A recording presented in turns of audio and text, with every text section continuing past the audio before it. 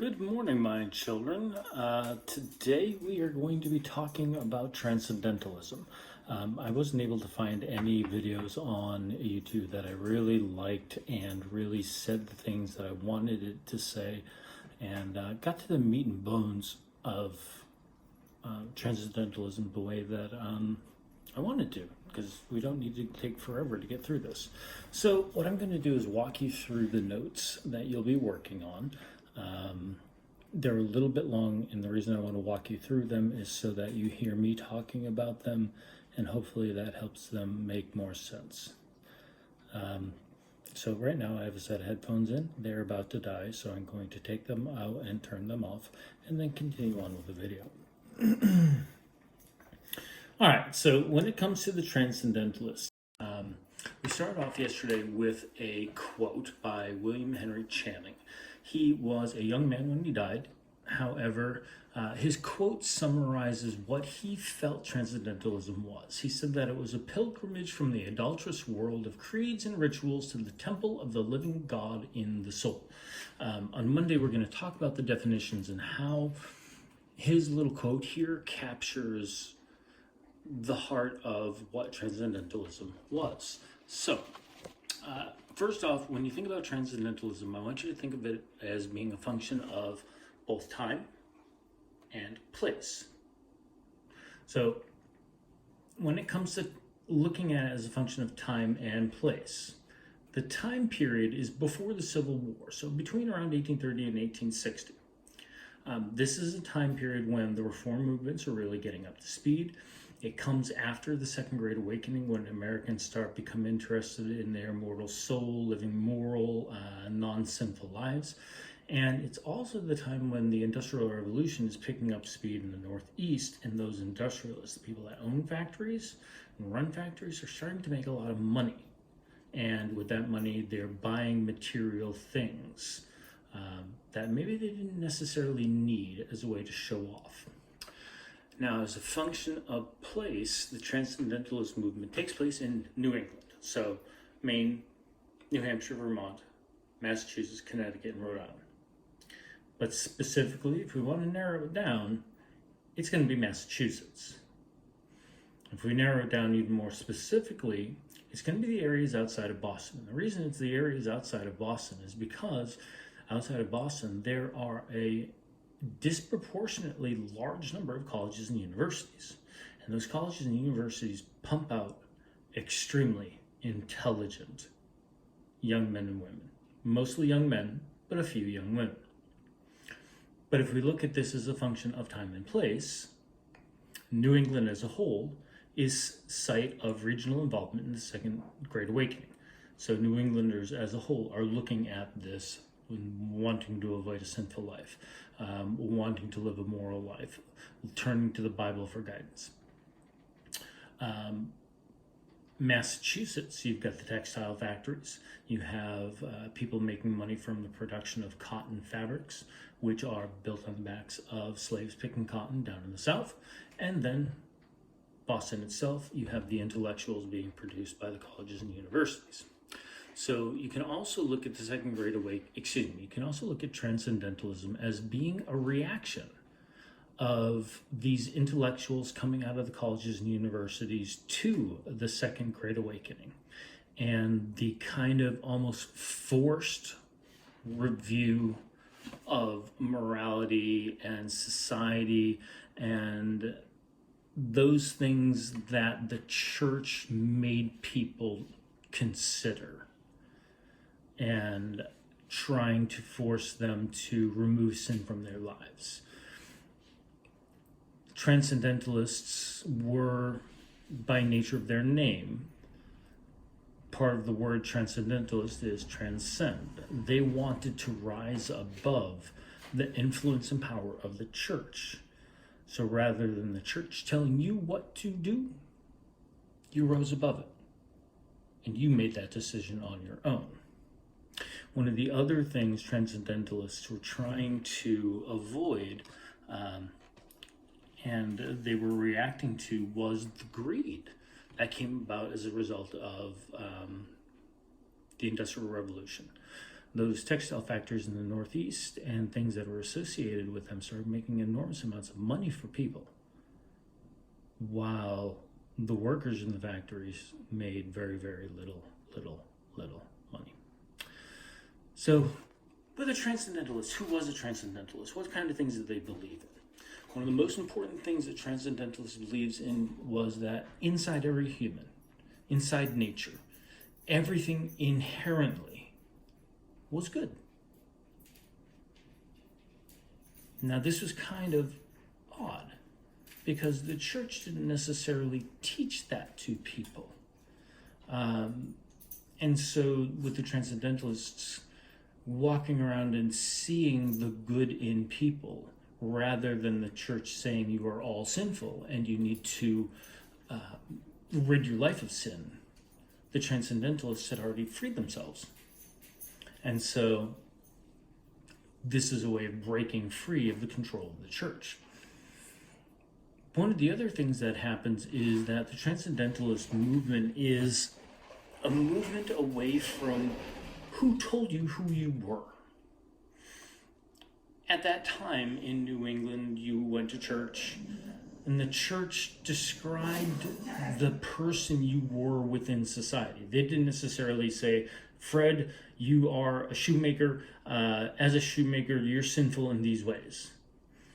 However, you left church feeling that you were, to steal the words of Cotton Mather, a New England Puritan preacher, you were a sinner in the hands of an angry God. But for the Transcendentalists, they decided that you could discover and learn on your own who you were. You didn't need the church to tell you this.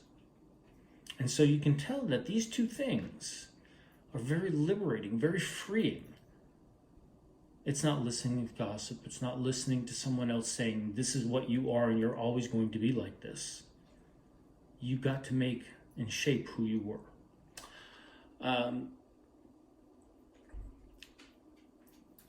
One of the other things that go on with the Transcendentalists is that as they're reacting to the church, they're reacting to it intellectually, using their brains. They're not reacting to it with their gut and emotion. They're reacting to it trying to understand, why is the church acting this way? So they struggle to define in themselves, as a product of these churches, but also a product of college educations, they tried to understand what religion and what spirituality meant to them. So one of the ways that they did this was they went back and looked at old Bibles. They studied the old Bibles, both Christian and Jewish, and they studied them kind of the way that we study books today.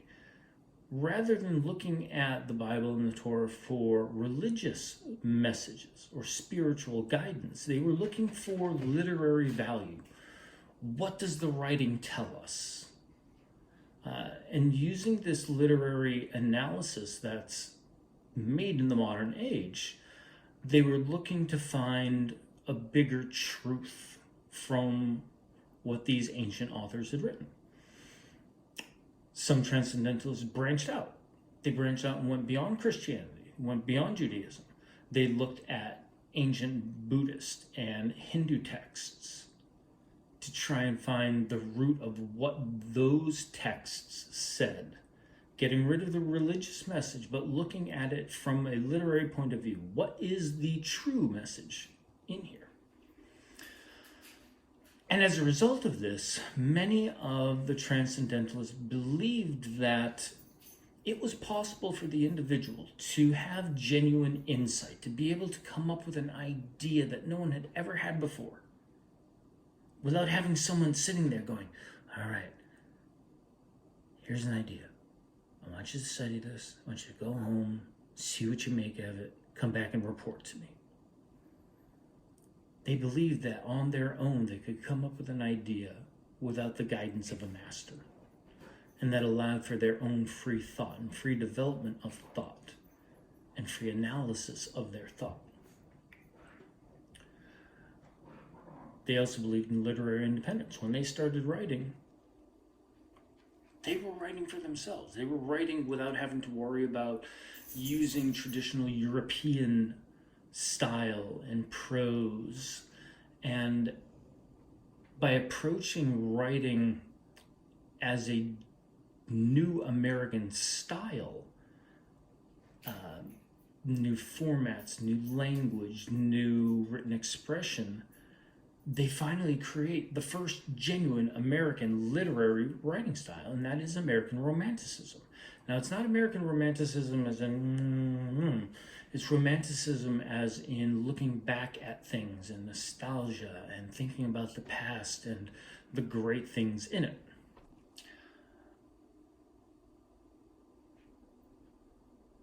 And because of this, many of the American romantics and other writers that come along that are transcendentalists create other new styles of writing. And this becomes the birth of the American literature, the birth of American literary movement and the birth of American literature. Something genuinely, finally, American that we wrote. And we can thank the Transcendentalists for this. Transcendentalists also got involved in the reform movements. Many Transcendentalists were abolitionists. Many got involved in the women's rights movement. Many of them tended to believe that a woman deserved to have equal rights as men, that a woman was no different than a man and deserved to be treated and protected under the law exactly the same as any man. And as a kind of catch-all final statement, Transcendentalists wanted or hoped or desired that all people would be able in their lives to reach their greatest human potential.